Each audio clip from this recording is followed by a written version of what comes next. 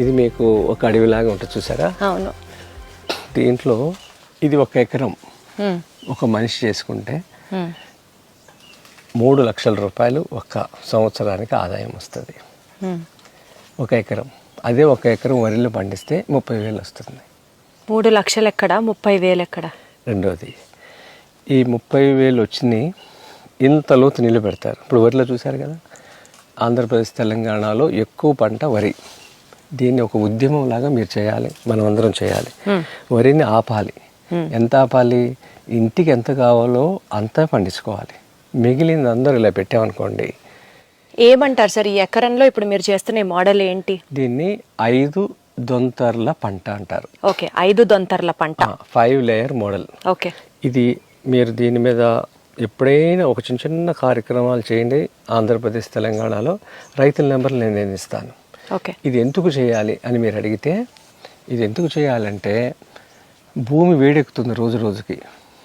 దీంట్లో ప్రధానంగా మానవ చర్యల వల్ల మనం వాడే ఇంధనం, మనం వాడే ఏసీలు, మనం వాడే సిమెంటు, మనం వాడే ప్రతి వస్తువు ఒక కరెంటుతో యంత్రంతో తయారవుతుంది. ఓకే. ప్రతిదీ. నేను ఈ చేత్తో తయారు చేసింది, నేను వాడుకున్న ప్రతిదీ చేత్తో తయారు చేశాడు మనిషి. దీంట్లో ఎక్కడ విద్యుత్తు వాళ్ళ, ఇంధనం వాళ్ళ.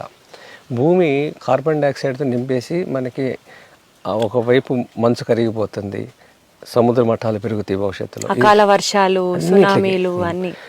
ఇప్పుడు ఎన్నిటికి కారణం మనిషి చేస్తున్న పని. రెండోది, అజ్ఞానంతో వరి పండిస్తున్నాడు కదా, అలా కాకుండా దీన్ని బహువార్షిక పంటలను కూడా అనొచ్చు. ఓకే. అంటే దీంట్లో మళ్ళీ ట్రాక్టర్ రాదు, దున్నటం ఉండదు. అదే వరి అనుకోండి, ప్రతి సంవత్సరం దున్నాలి, నాట్లు పెట్టాలి, కోతలు కోయాలి కదా. ఇది ఇంకా దున్నేది లేదు. మన ప్లేట్లో అన్నం ఒకటే లేదుగా, అన్నంతో పాటు పప్పు ఉంది, ఆకుకూర ఉన్నాయి, కూరగాయలు ఉన్నాయి, దుంపలు ఉన్నాయి, నూనె గింజలు ఉన్నాయి, తాలింపు గింజలు ఉన్నాయి, పళ్ళు ఉన్నాయి, ఇన్ని ఉన్నాయి కదా. అవన్నీ ఒకే చోట పండించడం ఇది. అచ్చా, ఓకే. మోనో కల్చర్ వరి. మోనో అనేది అదేంటంటే ఏక పంట. దీనివల్ల ఏంటంటే టెంపరీ గ్రీన్ వరి. ఆ గింజ వచ్చిన తర్వాత ఇంకా తీసేయడమే కదా. అది పర్మనెంట్ గ్రీన్ కాదు, ఇది పర్మనెంట్ గ్రీన్. ఎప్పుడు ఎవర్ గ్రీన్ ఇది. అంటే దీనికి మళ్ళీ కాంబినేషన్స్ ఉంటాయా? ఏమేం మొక్కలు వేయాలి? కింద చెప్పానే అడవి. అడవిలో పాలేకర్ గారు ఏం చేశారు, ఆయన అక్కడ ఏం పరిశోధనలు చేశారో అదే ఇక్కడ జరుగుతుంది. అంటే ఒక మొక్క నుంచి ఇంకో మొక్కకి నైట్రోజన్ ఫిక్సేషన్ దీంట్లో ఉంటుంది. అచ్చా. ఒక చెట్టుని రాలిన ఆకులు ఒక పంటకి పనికి వస్తాయి. ఒక చెట్టు మీద పడ్డ ఎండ కింద మొక్క మీద పడితే సరిపడే ఎండ ఉంటుంది. ఇది డిజైన్ ఉంటుంది దీంట్లో.